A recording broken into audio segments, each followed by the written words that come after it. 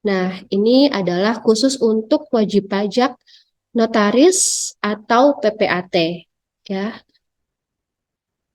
Nah, nanti silakan bagi Bapak Ibu notaris atau PPAT dapat langsung mengakses IPHTB notaris PPAT di sini ya, IPHTB notaris PPAT.pajak.go.id. Nah, karena kita pakai menu ini, saya coba. Tampilannya adalah seperti ini.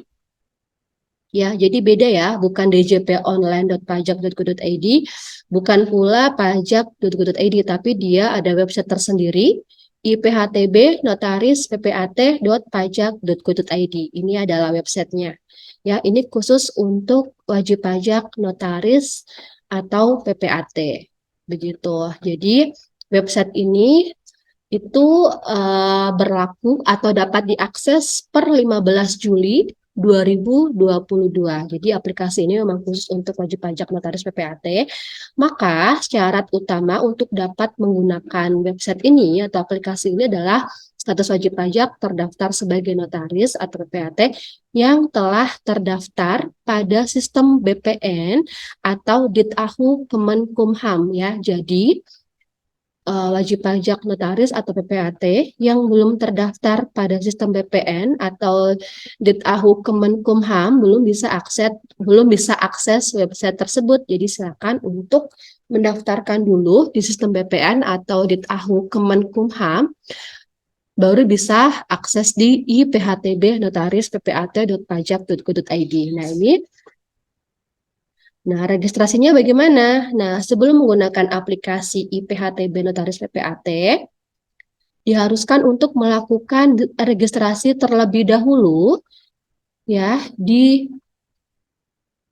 aplikasi di sini.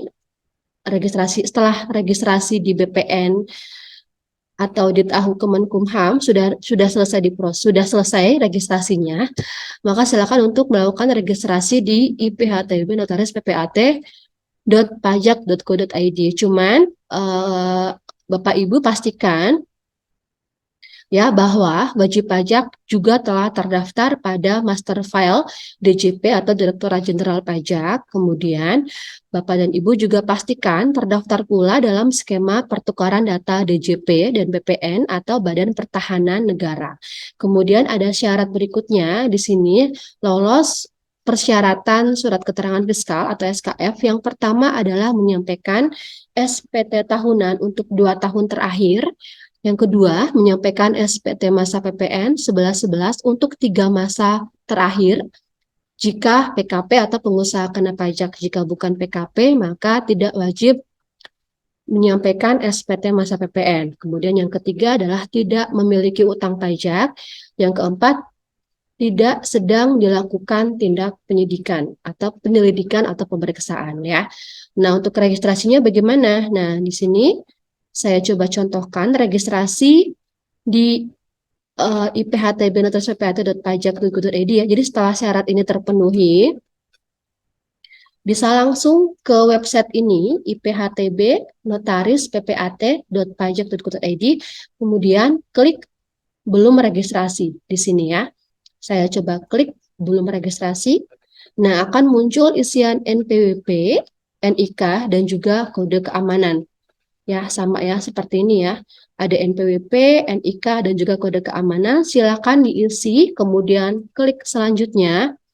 Setelah klik selanjutnya, akan muncul isian berikutnya, yaitu ada nama notaris PPAT, ini by system, tempat tanggal lahir, kemudian nomor SK, alamat kantor juga silakan diisi.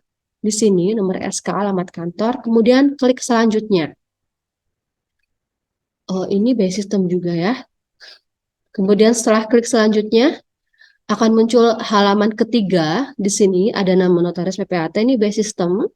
Kemudian ada isian email dan juga nomor handphone. Ini diisi secara manual ya. Silakan diisi alamat email yang masih aktif, yang masih dapat dihubungi. Kemudian nomor handphone juga sama. Nomor handphone yang masih aktif dan masih dapat dihubungi. Kemudian silakan buat kata sandi. Di sini masukkan kata sandi, inputnya 2 kali. Di sini dan di sini, kemudian klik kode keamanan. masukkan CAPTCHA, kemudian klik submit. Nah, setelah klik submit, akan ada beberapa kemungkinan apakah dia ditolak oleh sistem Direktorat Jenderal Pajak atau apakah dia diterima. Kemudian apabila ditolak oleh sistem, maka akan muncul beberapa contoh penolakan. Ya, yang pertama, contoh penolakannya adalah seperti ini. Apabila belum memenuhi persyaratan SKF yang tadi, akan muncul isiannya, maaf Anda tidak dapat melakukan registrasi karena belum memenuhi kewajiban berikut. Ini ada SPT tahunan, SPT masa, ada utang pajak, dan juga ada tidak sedang didisdik atau di bukper, bukti permulaan ya di sini. Di sini akan ketahuan nih yang nggak memenuhi yang bagian mana. Akan ada tanda silang, kemudian untuk yang memenuhi akan ada tanda centang berwarna hijau ya. Jadi kalau memang dia karena belum menyampaikan SPT tahunan, silakan untuk menyampaikan SPT tahunan terlebih dahulu. Begitu. Kemudian klik baik saya mengerti. Gitu. Kemudian ada kemungkinan yang kedua. Yang kedua, di sini akan muncul NPWP Anda tidak ditemukan dalam data BPN atau AHU. Silakan menghubungi BPN atau Ditjen AHU ya, sesuai dengan sesuai dengan tabel dialog di sini. Silakan pastikan telah terdaftar di BPN atau Ditjen AHU. Begitu. Kemudian ada kemungkinan yang ketiga, ini apabila NPWP tidak ditemukan dalam database wajib pajak. Jadi pastikan NPWP ada di database Direktorat Jenderal Pajak. Begitu. Ini adalah 3 kemungkinan ditolak pada saat registrasi di IPHTB Notaris PPAT. Begitu. Apabila semua syarat terpenuhi, sudah berhasil registrasi, maka akan mendapatkan email yang dikirim ke email yang tadi telah dituliskan ya di tabel, di isian tabel, akan mendapatkan emailnya seperti ini, kurang lebih email dari Direktorat Jenderal Pajak, berisi registrasi akun. Terima kasih telah mendaftarkan di IPHT Business PPAT. Akun Anda yang terdaftar di sistem kami, ini adalah identitas penggunanya. Kemudian klik aktifkan akun. Ya, ini sama apabila kita mendaftarkan akun di DJP online ya. Harus ada pengaktifan akun terlebih dahulu. Klik aktifkan akun. Nah, setelah berhasil registrasi user dan aktivasi, maka user wajib pajak Notaris PPAT dapat melakukan login aplikasi. Ya, pada proses login dilakukan pengecekan kembali atas user yang melakukan login diantaranya adalah data wajib pajak telah melakukan registrasi, data wajib pajak terdaftar dalam skema pertukaran data DJP dan BPN atau Badan Pertanahan Negara. Kemudian data wajib pajak lolos persyaratan SKF, yaitu menyampaikan SPT, tidak memiliki utang pajak, dan tidak sedang dilakukan penyidikan. Nah, apabila sudah berhasil, bisa langsung saja login menggunakan NPWP dan juga kata sandi ya, yang tadi dibuat, kemudian masukkan kode CAPTCHA atau kode keamanan, silakan dituliskan, kemudian klik login. Setelah berhasil login, tampilannya seperti ini ya, Bapak Ibu Notaris PPAT. Ada 3 menu utama, ada permohonan, profil, kemudian ada hitung dan buat billing. Ya, di menu permohonan ini ada profil singkat notaris atau PPAT, kemudian di bagian kanan ada daftar permohonan yang sebelumnya sudah pernah dibuat. Ya, ini adalah untuk menu permohonan. Kemudian, oh ini ya, ada lagi pada halaman login juga disediakan fasilitas lupa kata sandi atau password ya, ini. Sama ya, seperti tampilan DJP online sebenarnya ya. Ada tampilan untuk lupa kata sandi, atau belum meregistrasi, kemudian atau belum menerima email aktivasi seperti ini. Nah, apabila lupa kata sandi, silakan masukkan saja NPWP, NIK, kemudian apabila lupa email bisa di checklist emailnya dan kode keamanan, kemudian klik submit. Nah, tadi kan ada 3 menu nih, ada permohonan, profil, sama hitung dan buat billing. Kita ke menu berikutnya. Menu yang ini dulu ya, ke menu hitung dan buat billing. Jadi, menu ini digunakan untuk membuat kode billing dan juga menghitung PPh yang terutang. Nah, Untuk memastikan penghitungan PPh final sesuai dengan ketentuan yang berlaku, aplikasi menyediakan fasilitas kalkulator transaksi. Pada tab hitung dan buat billing disediakan fasilitas tersebut. Tidak hanya penghitungan, namun disediakan pula fasilitas tambahan berupa pembuatan billing baik menggunakan NPWP maupun non-NPWP. Tetapi perlu diketahui bahwa pembuatan billing bagi non-NPWP harus dilakukan dengan melakukan validasi NIK atau nomor induk kependudukan sesuai data yang terdaftar pada Dukcapil. Hal ini dilakukan untuk mendapatkan kualitas data yang lebih baik serta dimanfaatkan untuk melakukan validasi setoran nantinya.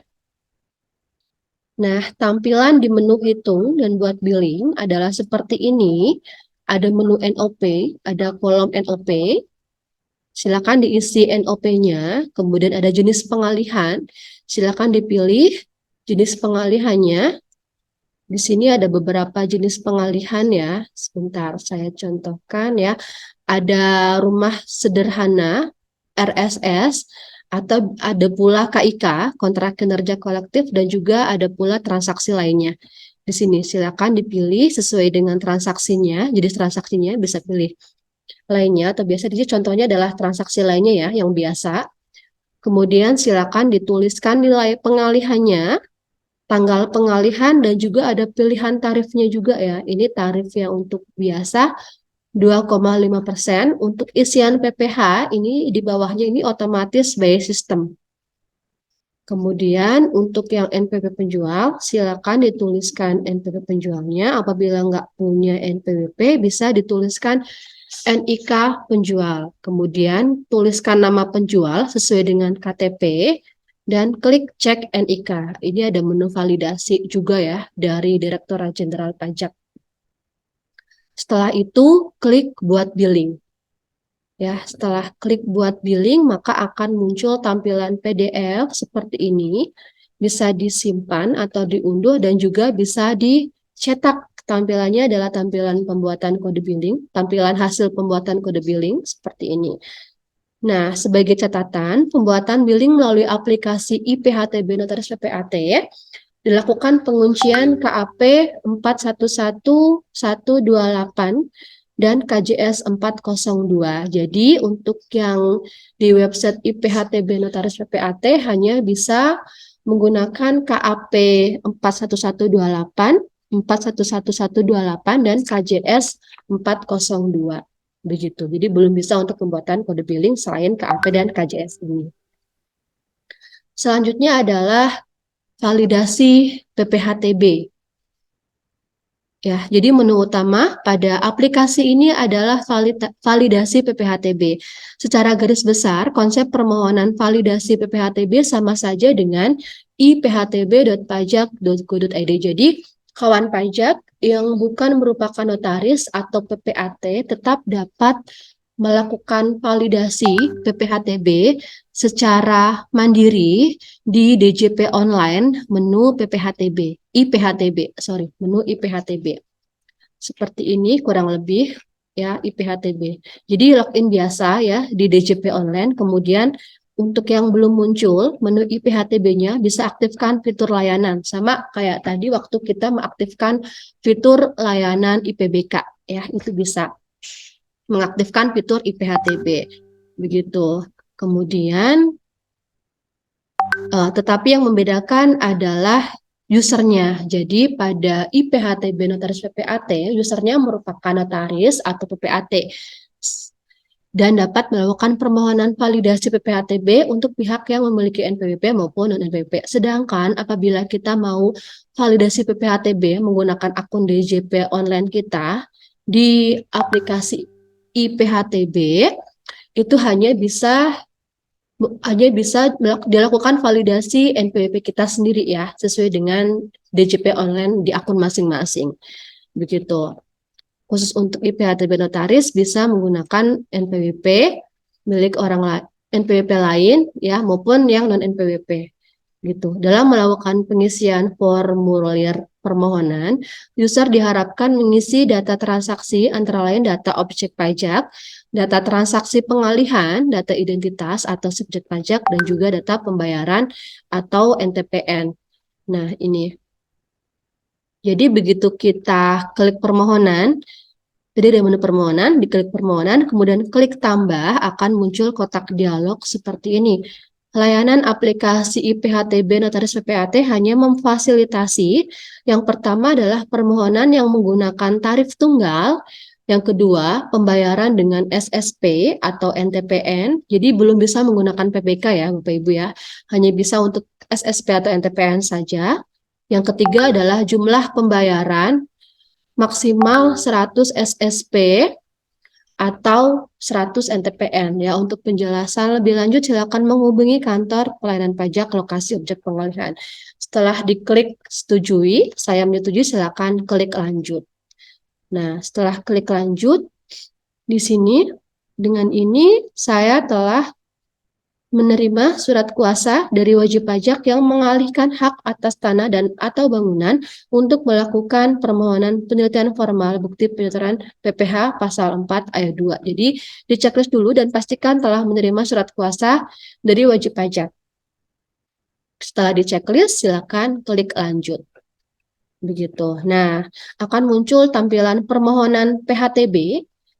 Ada kolom A, ada data untuk objek pajak, silakan diisikan NOP-nya atau nomor objek pajaknya, kemudian dipilih provinsi, kabupaten kota, kecamatan, kelurahan, dan juga ada isian untuk alamat lengkap. Ini diisi secara manual, alamat lengkapnya, kemudian ada KPP lokasi, luas ini KPP lokasi diisi base system ya, base system di sini.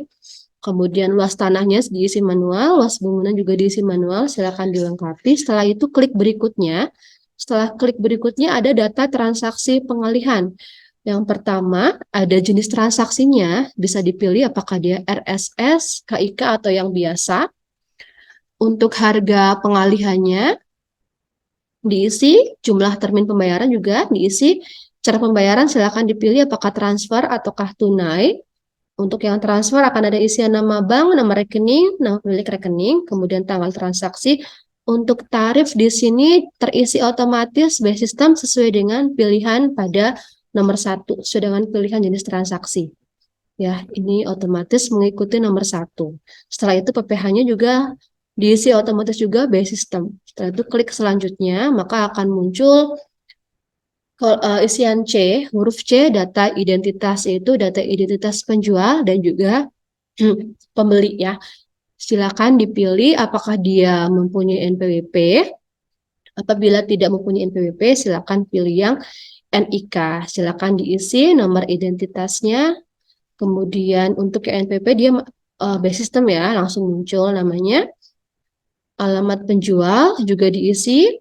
Pun juga sama dengan identitas pembeli, sama ya seperti tadi. Ini bisa bedanya bisa menggunakan paspor untuk pembeli ya.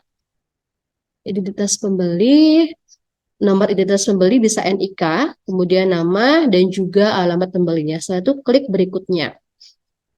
Setelah klik berikutnya akan ada data pembayaran NTPN ya. Jadi ini untuk diperhatikan bahwa NTPN menggunakan kode akun pajak 411128 dan kode jenis setoran 402.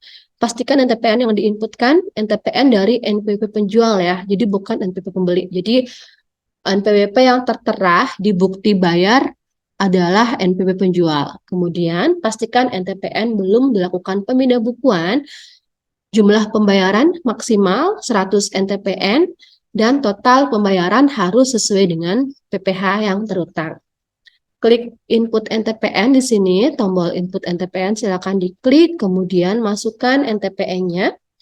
Pastikan karakternya benar ya, sesuai dengan NTPN-nya.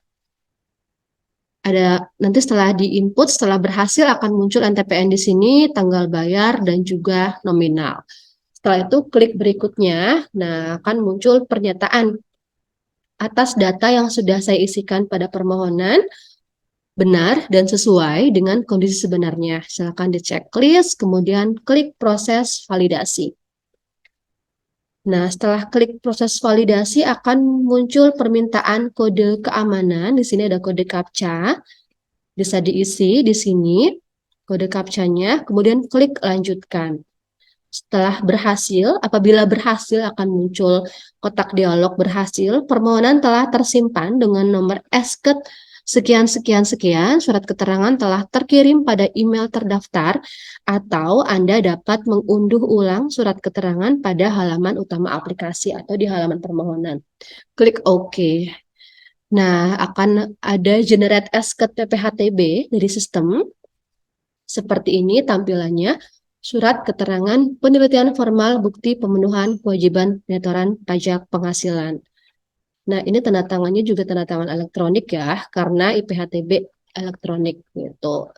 Sudah selesai untuk yang IPHTB Notaris PPAT.